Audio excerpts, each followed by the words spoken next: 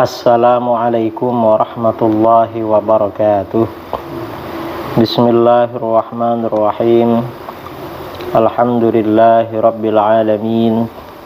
Wabihi nasta'inu ala umurid dunya waddin.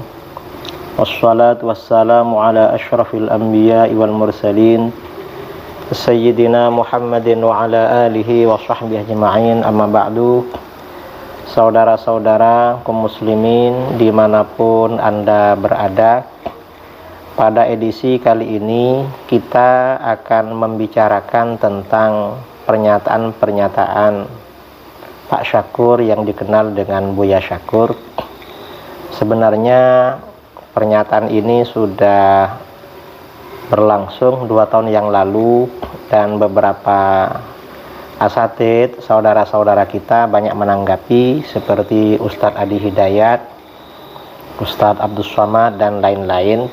Cuman berhubung video ini masih viral, sebagian orang-orang kita ada yang meminta tanggapan kepada saya.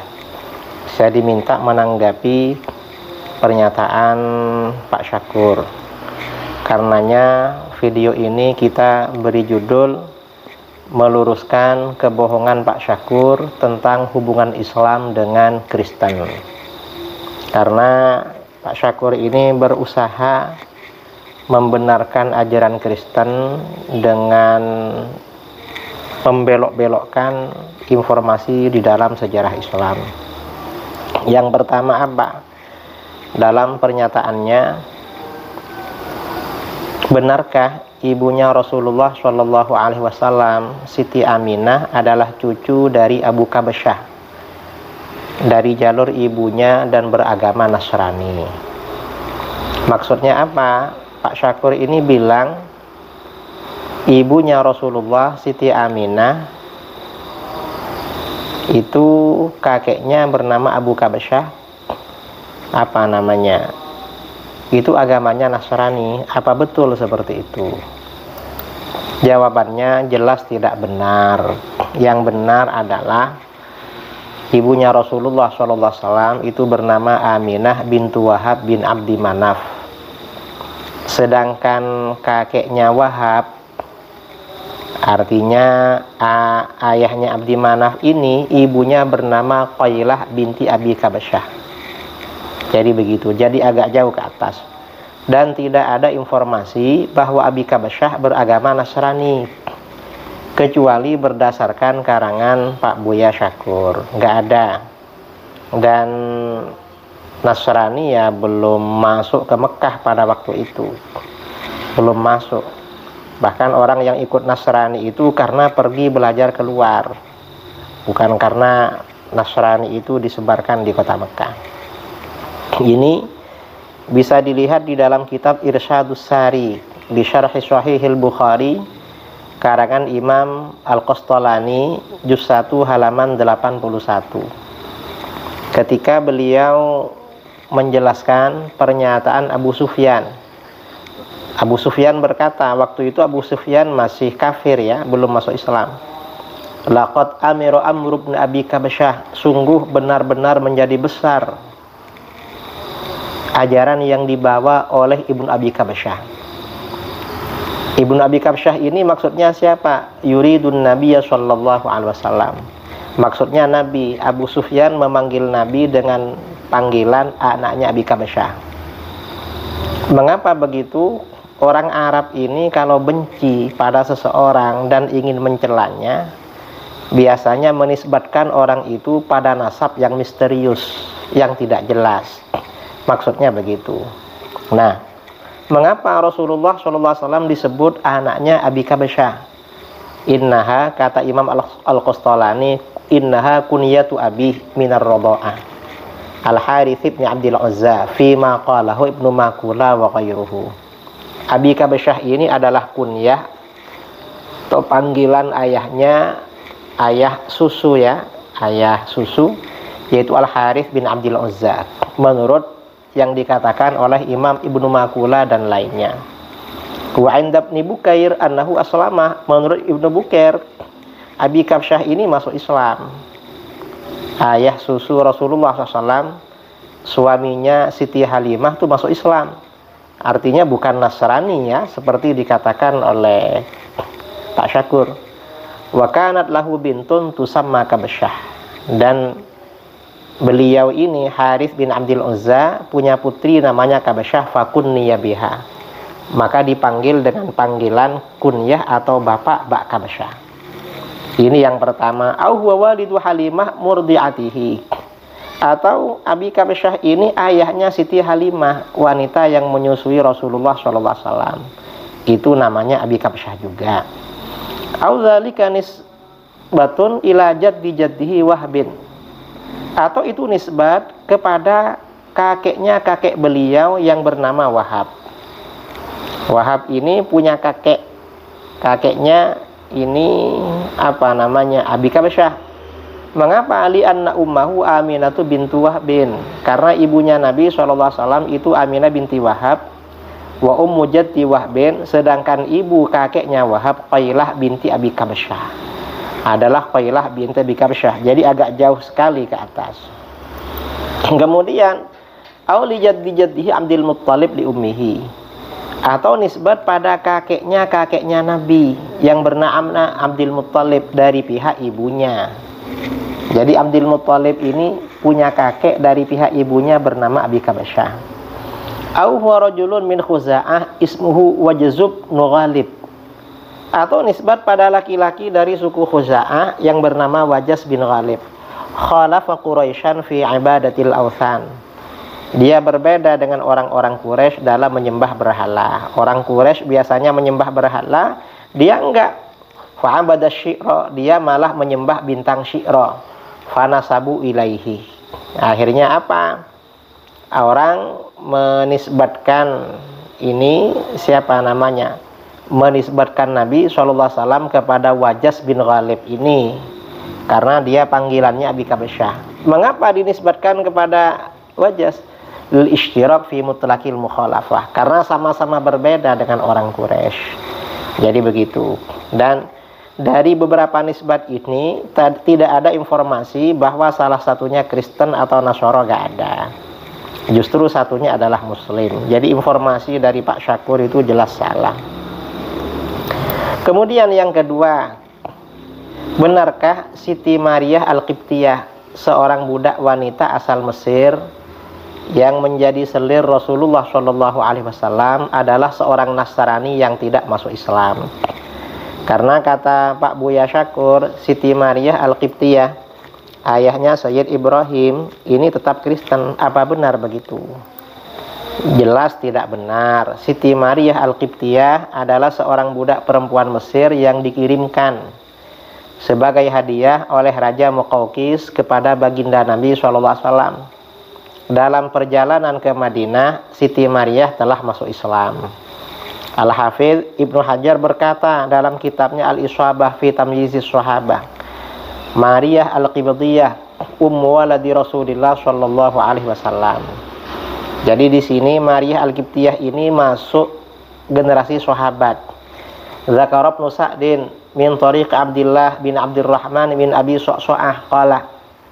Ibnu Sa'ad menyebutkan dari jalur Abdullah bin Abdurrahman bin Abi Su'su'ah qala, beliau berkata, Ba'atsal Muqawqis Shahibul Iskandariyah ila Rasulillah sallallahu alaihi wasallam fi sanati sab'in minal hijrah. Raja Muqawqis, penguasa Iskandariyah, mengirim kepada Rasulullah sallallahu alaihi wasallam tahun ke-7 Hijrah, mengirim Maryah dengan Siti Maryah wa ukhtiha Sirin, dan saudara perempuannya yang bernama Sirin, wa alfi mithqalin zahaban, dan 1000 mithqal emas, wa 20 thawban layinan, dan 20 baju yang lembut. Kemudian wa bighlatihi ad-duldul, kemudian kendaraan bagal ya miliknya yang bernama Duldul, wa himarihi Ufairon, dan keledai yang diberi nama Ufair, wa yuqalu Ya'fur, dan ada yang mengatakan Ya'fur. Wa ma'adzalika khasyun yuqalu lahu Ma'bur, dan mereka juga bersama seorang laki-laki yang dikebiri yang disebut Ma'bur, Syekhun Kabir, seorang laki-laki yang sudah tua sekali, kan akha Maryah, dan beliau saudaranya Siti Maryah. Wa ba'atsa bidzalika kullihi ma Hatib bin Abi Balta'ah. Dan Raja Muqawqis mengirim semuanya itu bersama Hatib bin Abi Balta'ah, sahabat Hatib ini yang dikirim oleh Rasulullah SAW untuk mengantarkan surat ajakan Islam kepada Raja Muqawqis. Fa'arada Hatib ibnu Abi Balta'ah ala Maryah al-Islam wa raghabaha fihi. Lalu Hatib bin Abi Balta'ah menawarkan kepada Siti Maryah agar masuk Islam dan mendorongnya masuk Islam. Fa'aslamat, maka Siti Maryah masuk Islam. Wa aslamat ukhtuha, dan saudaranya yang perempuan juga masuk Islam. Wa qamal khasyu ala dini hatta aslamil madinati ba'du fi ahdi Rasulillah sallallahu alaihi wasallam. Sedangkan laki-laki yang dikebiri itu bertahan pada agamanya hingga akhirnya setelah itu dia masuk Islam di Madinah pada masa Rasulullah sallallahu alaihi wasallam. Artinya apa? Ketiga-tiganya Islam semua. Karenanya informasi dari Pak Syakur yang mengatakan masih Kristen itu tidak betul sama sekali, tidak ada dasarnya. Kemudian lagi, benarkah Siti Sofiyah dan Siti Juwairiyah, istri Nabi SAW, seorang Yahudi yang tidak masuk Islam, sebagaimana dikatakan oleh Pak Buya Syakur? Jelas pernyataan tersebut tidak benar.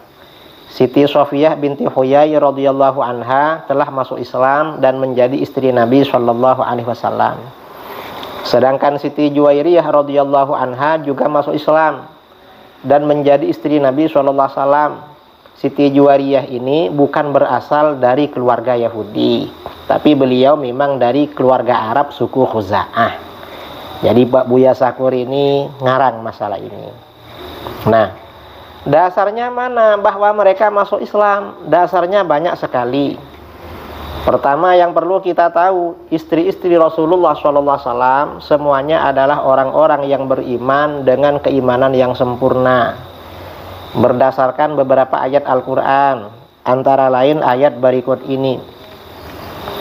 Ya ayyuhan nabiyyu qul li azwajika in kuntunna turidnal hayatad dunya wa zinataha fata'alaina umatti'kunna wa usarrihkunna sarahan jamila wa in kuntunna turidnallaha wa rasulahu wad daral akhirah fa innallaha a'adda lil muhsinati minkunna ajran 'azima. Surah Al-Ahzab. Hai Nabi, katakanlah kepada istri-istrimu, jika kamu sekalian mengingini kehidupan dunia dan perhiasannya, maka marilah supaya aku berikan kepadamu mut'ah, kesenangan, dan aku ceraikan kamu dengan cara yang baik. Dan jika kamu sekalian menghendaki keridhaan Allah dan Rasulnya serta kesenangan di negeri akhirat, maka sesungguhnya Allah menyediakan bagi siapa yang berbuat baik di antaramu pahala yang besar. Surah Al-Ahzab. Dan ternyata istri-istri Rasulullah SAW ternyata memilih ridha Allah, Rasulnya, dan kesenangan di negeri akhirat. Berarti mereka wanita-wanita beriman itu, berdasarkan ayat-ayat ini. Karena semua istri-istri Rasulullah itu wanita-wanita yang beriman dan mengutamakan keridhaan Allah, Rasulnya, dan kesenangan di negeri akhirat, maka setelah itu turun ayat kepada Rasulullah SAW, la yahillu lakan nisa'u min ba'du wa la anta baddala bihinna min azwaji walau a'jabaka husnuhun illa ma malakat yaminuk wa kana Allahu ala kulli syai'ir raqiba. Tidak halal bagimu mengawini perempuan-perempuan sesudah itu, dan tidak boleh pula mengganti mereka dengan istri-istri yang lain meskipun kecantikannya menarik hatimu, kecuali perempuan-perempuan hamba sahaya yang kamu miliki, dan adalah Allah Maha mengawasi segala sesuatu. Ayat ini turun karena mereka memilih Allah dan Rasulnya. Ini dasar pertama. Kemudian dasar berikutnya, bahwa istri-istri Rasulullah SAW orang beriman.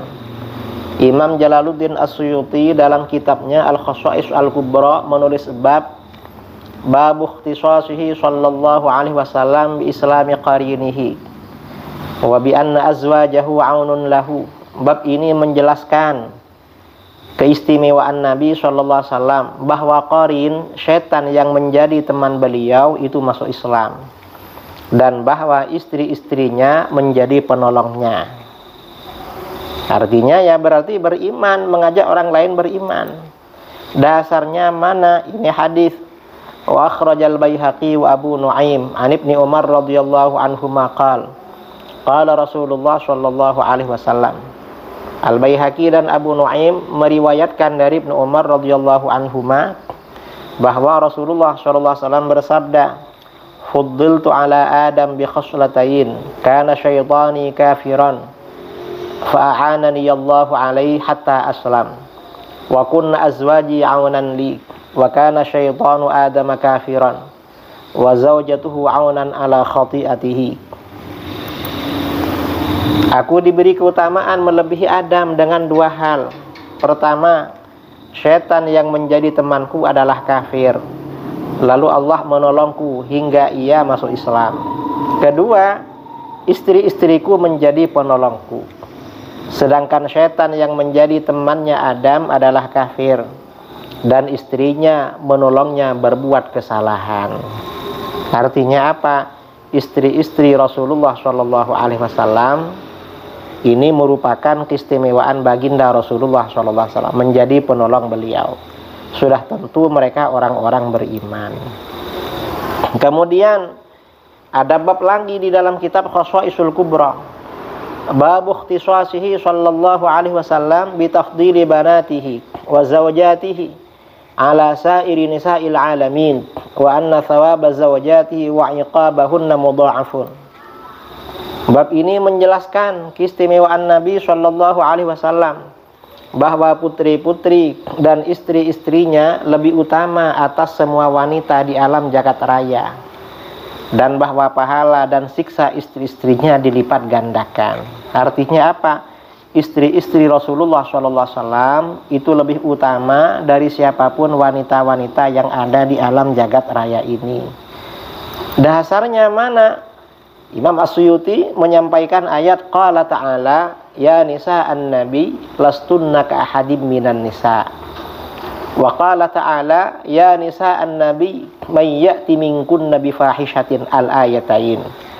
Ini As-Suyuti dalam kitab Al-Khashaisul Kubra. Allah Subhanahu wa taala berfirman, hai istri-istri Nabi, kamu sekalian tidaklah seperti wanita yang lain. Artinya lebih mulia daripada wanita-wanita salihah yang lain yang bukan istri Nabi. Dan Allah juga berfirman, hai istri-istri Nabi, siapa-siapa di antaramu yang mengerjakan al-ayah, teruskan ayat ini. Kemudian lagi bab berikutnya di dalam kitab Khashais, bab ikhtisasihi sallallahu alaihi wasallam bi tahrimi nikahil kitabiyah. Bab ini menjelaskan keistimewaan Nabi sallallahu alaihi wasallam dengan keharaman menikahi wanita ahlul kitab.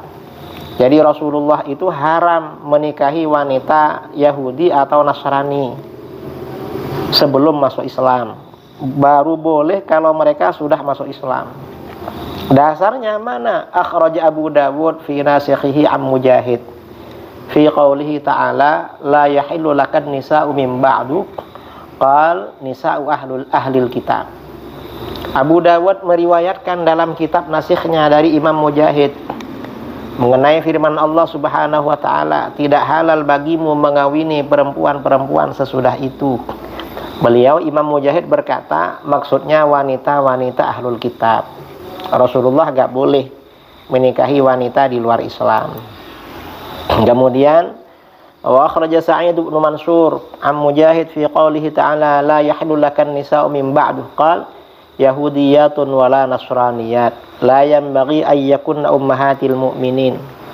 Sa'id bin Mansur meriwayatkan dari Mujahid mengenai firman Allah, tidak halal bagimu mengawini perempuan-perempuan sesudah itu. Beliau berkata, maksudnya yaitu wanita-wanita Yahudi dan Nasrani. Mereka tidak layak menjadi ibu kaum beriman, menjadi ummul mukminin tidak layak. Qala ashab murid-muridnya Imam Syafi'i berkata, mengapa Rasulullah SAW tidak boleh menikah dengan ahlul kitab, orang Yahudi dan Nasrani? Lianna azwajahu ummahatil mu'minin wa zawjatin lahu fil akhirati ma'ahu. Karena istri-istri beliau, lianna azwajahu ummahatul mu'minin wa zawjatun lahu fil akhirati ma'ahu fi darajatihi fil jannah. Karena istri-istri beliau sallallahu alaihi wasallam adalah ibu-ibu kaum beriman, dan istri-istri beliau juga di akhirat bersamanya di dalam derajatnya di surga. Wa li annahu asyrafu min ayyad'a ma'ahu fi rahimi kafiratin. Dan karena baginda sallallahu alaihi wasallam lebih mulia untuk menaruh akhirnya pada rahim wanita yang kafir. Wa li annaha takrahu suhbatahu, dan wanita kafir itu tidak suka bersama Nabi sallallahu alaihi wasallam. Wa li annallaha ta'ala syarata fi ibahatin nisa lahul hijrah, dan Allah juga mensyaratkan boleh wanita-wanita mukminah dinikahi Rasulullah, syaratnya harus hijrah. Faqala allati hajarna ma'ak, Allah berfirman, wanita-wanita yang hijrah bersama kamu. Fa idza harrama 'alaihil muslimah allati lam tuhajir fa ghairul muslimah aula. Apabila Allah mengharamkan bagi Nabi menikahi wanita muslimah yang tidak hijrah, maka tentu wanita yang tidak muslimah lebih diharamkan lagi. Ini keterangan Imam As-Suyuti dalam kitab Al-Khasaisul Kubra juz 2 halaman 412. Dari sini jelas sekali kalau istri-istri Rasulullah SAW semuanya adalah wanita-wanita beriman. Kemudian juga Imam Suyuti membuat bab ikhtisasihi sallallahu alaihi wasallam bi tahrimi nikahil muslimah allati lam tuhajir. Bab ini menjelaskan keistimewaan Nabi SAW dengan keharaman menikahi wanita muslimah yang tidak berhijrah. Dasarnya mana? Akhrajat Tirmidzi wa hassanahu wa Ibnu Abi Hatim an Ibnu Abbas radhiyallahu anhuma qala nuhiya Rasulullah sallallahu alaihi wasallam an asnafin nisa illa ma kana minal mu'minatil muhajirat. Qala la yahillu lakan nisa'u min ba'du wa la an tabaddala bihinna min azwajin walau a'jabaka husnuhunna illa ma malakat yaminuk. Fa ahallallahu fatayatikumul mu'minat wa mura'atan mu'minatan iwahabat nafsaha lin nabi wa harrama kulla dhati dinin ghairal islam. Nah, At-Tirmidzi telah meriwayatkan dan menilainya hadis hasan, dan Ibnu Abi Hatim dari Ibnu Abbas radhiyallahu anhuma, Rasulullah SAW telah dilarang menikahi beberapa golongan kaum wanita kecuali wanita mukminah yang telah berhijrah. Allah berfirman, tidak halal bagimu mengawini perempuan-perempuan sesudah itu, dan tidak boleh pula mengganti mereka dengan istri-istri yang lain meskipun kecantikannya menarik hatimu, kecuali perempuan-perempuan hamba sahaya yang kamu miliki. Kata Ibnu Abbas, maka Allah menghalalkan kaum wanita muda yang mukminah dan wanita mukminah apabila menghibahkan dirinya kepada Nabi. Allah mengharamkan semua wanita yang mengikuti agama selain Islam. Artinya Rasulullah SAW tidak boleh menikahi perempuan di luar Islam. Kemudian berkaitan dengan Siti Sofiyah, ini ada keterangan, wa Sofiyatu bintu Huyai al-masyhur annaha min sibti Harun. Sabahan Nabi sallallahu alaihi wasallam yauma Khaybar fastafaha li nafsihi fa aslamat wa a'taqaha wa ja'ala itqaha sadaqaha fatazawwajaha. Ini keterangan Al-Imam Muhyiddin Al-Kafiyaji dalam kitab Al-Kashfu an Syarafi Ahlil Baitil Kiram halaman 89. Artinya apa? Sofiyah binti Huyai yang populer, beliau termasuk cucu Nabi Harun. Nabi SAW menjadikannya tawanan pada waktu perang Khaybar, lalu memilihnya untuk diri beliau. Lalu Sofiyah masuk Islam dan Nabi SAW memerdekakannya dan menjadikan kemerdekaannya sebagai mahar pernikahannya. Artinya Safiyah ini masuk Islam lalu dinikahi oleh baginda Rasulullah SAW. Kemudian juga riwayat di dalam kitab Al-Isabah, wa dzakara Ibnu Sa'din min tariq Atha ibn Yasarin qala lamma qadimat Safiyatu min Khaybar unzilat fi baitin li Haritsah bin Nu'man fasami'a nisa'ul ansar faji'na yanzurna ila jamaliha wa ja'at Aisyatu mutanaqqibatan falamma kharajan nabiyyu sallallahu alaihi wasallam ala athariha faqala kaifa ra'aiti ya Aisyah qalat ra'aitu yahudiyatan faqala la taquli dzalik fa innaha haslamat wa hasuna islamuha. Ini kitab Al-Isabah. Atha bin Yasar berkata, ketika Safiyah datang dari Khaybar, ia ditempatkan di rumahnya Haritsah bin An-Nu'man. Lalu kaum wanita Ansor mendengar, mereka segera berdatangan untuk melihat kecantikannya. Karena Siti Safiyah ini terkenal cantik. Dan Aisyah datang pula dengan memakai cadar. Ketika ia keluar, Nabi SAW mengikutinya dari belakang, lalu bertanya, bagaimana kamu melihatnya hai Aisyah? Ia menjawab, aku melihat seorang wanita Yahudi. Nabi SAW bersabda, jangan berkata begitu. Dia telah masuk Islam dan keislamannya bagus. Artinya apa? Keislaman Siti Safiyah ini jelas sekali. Kemudian berkaitan dengan Siti Juwairiyah. Ada hadis ya. Ummul Mukminin Juwairiyah bintul Harits al-Khuza'iyah tsummal Mustaliqiyah radhiyallahu anha. Wa rawa Ibnu Sa'din an Abi Qilabah qala ja'a Abu Juwairiyah faqala la yusba mithluha fa khalli sabilaha faqala bal ukhayyiruha qala qad ahsanta fa ata abuha faqala inna hadzal rajul qad khayyaraki fala tafdhahina qalat fa inni akhtarullaha wa rasulah. Ini dalam kitab Subulul Huda war Rasyad juz 11 halaman 211. Ummul Mukminin Juwairiyah bintil Harits al-Khuza'iyah al-Mustaliqiyah. Artinya beliau dari suku Khuza'ah, dari suku Mustalik. Jadi bukan dari suku Yahudi. Yang bilang Yahudi itu gak tahu. Abu Qilabah berkata, ayahnya Juwairiyah datang dan berkata, maksudnya datang kepada Nabi SAW dan berkata, wanita seperti Juwairiyah tidak layak dijadikan tawanan, maka bebaskan saja dia. Ternyata apa? Nabi SAW menjawab, aku beri dia pilihan, kalau dia mau dia pulang, nggak usah bayar. Lalu ayahnya Juwairiyah berkata, kamu benar-benar baik kalau begitu. Lalu ayahnya berkata kepada putrinya, laki-laki ini, maksudnya Nabi SAW telah memberi pilihan buat kamu. Kamu tetap bersamanya atau kamu pulang ikut saya. Jangan permalukan kami. Ternyata apa? Juwairiyah radhiyallahu anha berkata, aku akan memilih Allah dan Rasulnya. Artinya apa? Beliau ini mantap dengan keislamannya, menjadi ummul mukminin. Ini riwayat tadi ya dalam kitab Al-Isabah. Kemudian ada pernyataan Pak Syakur yang berbahaya. Jadi benarkah bahwa ketika berhala-berhala di sekitar dan di dalam Ka'bah dihancurkan, Nabi SAW menutup gambar Siti Maryam yang sedang menggendong Nabi Isa alaihissalam dan memerintahkan agar tidak dihapus. Gambar itu dibiarkan di dalam Ka'bah.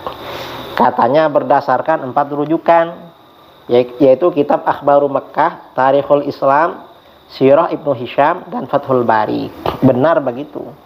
Karena Pak Syakur bilangnya begitu. Ketika gambar-gambar di dalam Ka'bah dihapus, Rasulullah SAW menutup gambarnya Siti Maryam dan Nabi Isa agar gak dihapus. Betul enggak? Ternyata pernyataan tersebut, pernyataan Pak Buya Syakur jelas tidak benar dan murni kebohongan Pak Syakur. Justru dalam berbagai riwayat yang sahih, yang ada, semua gambar dan berhala yang ada di sekitar dan di dalam Ka'bah itu dikeluarkan dan dihapus. Berdasarkan beberapa riwayat berikut ini, An Ibnu Abbas radhiyallahu anhuma qala inna Rasulullah sallallahu alaihi wasallam lamma qadima aba yadkhulal bait wa fihi al-alihah fa amara biha fa akhrijat fa akhraju surat Ibrahim wa Ismail fi aydihim al-azlam fa qala Rasulullah sallallahu alaihi wasallam qatalahumullah ama wallahi qad alimu annahuma lam yastaqsima biha qattu fadakhala al-bait fakabbara fi nawahih wa lam yusalli fi rawahul Bukhari. Ibnu Abbas radhiyallahu anhuma berkata, sesungguhnya ketika Rasulullah SAW datang ke kota Mekah, beliau menolak untuk memasuki Baitullah, sedang di dalamnya ada banyak berhala. Lalu beliau memerintahkan agar berhala-berhala itu dikeluarkan dari dalam Ka'bah. Lalu mereka mengeluarkan gambar atau berhala Nabi Ibrahim dan Nabi Ismail, sedang pada tangan mereka ada beberapa semacam anak panah ya, atau semacam kayu kecil. Lalu Rasulullah SAW bersabda, semoga Allah melaknat mereka orang-orang Quraisy. Demi Allah, sebenarnya mereka orang-orang Quraisy tahu bahwa keduanya tidak pernah mengadu nasib dengan azlam, semacam anak panah sama sekali. Hadis riwayat Bukhari. Artinya orang-orang Quraisy itu kalau punya hajat, mau pergi atau mau apa, biasanya mengundi di depan berhala. Ada kayu-kayu kecil semacam anak panah, satunya ditulis kerjakan, satunya ditulis tidak dikerjakan. Nanti diundi, lalu diambil. Kalau yang diambil itu tulisannya kerjakan, berarti lanjut. Kalau yang kena ambil tidak dikerjakan, maka gak jadi. Itu maksudnya. Nabi Ibrahim gak pernah begitu. Kemudian riwayat berikutnya juga riwayat Al-Bukhari. An Ibnu Abbas radhiyallahu anhu maqal, dakhala Nabi sallallahu alaihi wasallam al-bait, fawajada fihi surat Ibrahim wa surat Maryam. Faqal, ama lahum faqad sami'u annal malaika la tadkhulu baitan fihi suratun. Hadza Ibrahim musawwar, fama lahu yastaqsim. Rawahul Bukhari. Ibnu Abbas radhiyallahu anhuma berkata, Nabi SAW memasuki Baitullah, lalu menjumpai gambar Ibrahim dan gambar Maryam di dalamnya. Beliau bersabda, sebenarnya mereka orang-orang Quraisy telah mendengar bahwa para malaikat tidak akan memasuki rumah yang di dalamnya terdapat gambar seperti ini. Ini Ibrahim yang mereka gambar. Untuk apa dia mengadu nasib dengan anak panah?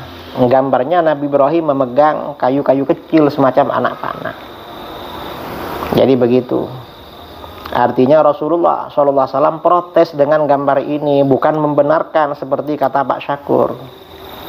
Kemudian riwayat lain, An Ibnu Abbas radhiyallahu anhuma, annan Nabiy sallallahu alaihi wasallam lamma ra'a as-suwara fil bait lam yadkhul hatta amara biha famuhiyat.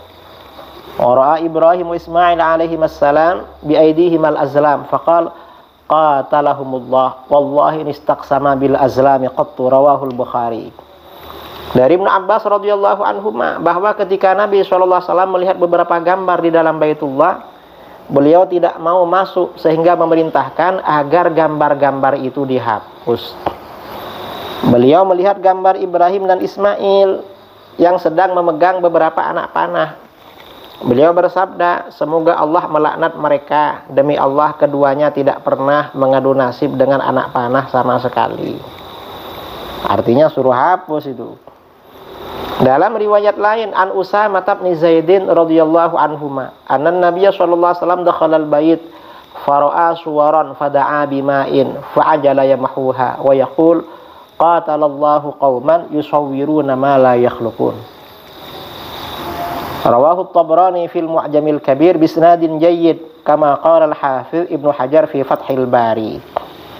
Dari Usamah bin Zaid radhiyallahu anhuma bahwa Nabi SAW memasuki Baitullah lalu melihat beberapa gambar.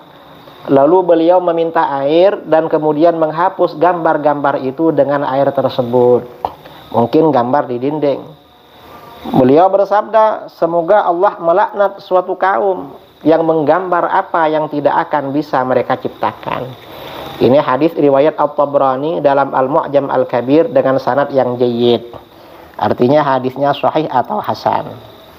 Nah, berdasarkan beberapa riwayat sahih di atas dapat disimpulkan bahwa semua berhala dan gambar yang ada di sekitar dan di dalam Ka'bah itu dihancurkan dan dihapus. Jadi begitu. Artinya apa? Semua yang disampaikan oleh saudara Pak Syakur itu tidak ada dasarnya sama sekali. Itu murni ngarang, berbohong, dan termasuk penistaan di dalam agama. Dia telah menistakan baginda Rasulullah Shallallahu Alaihi Wasallam, juga menistakan istri-istri baginda Rasulullah Shallallahu Alaihi Wasallam, juga dan dia menyamakan Islam dengan Kristen, membenarkan ajaran Kristen. Dan yang begitu itu di dalam kitab-kitab fikih hukumnya adalah murtad. Na'udzubillah min dzalik. Mudah-mudahan bermanfaat.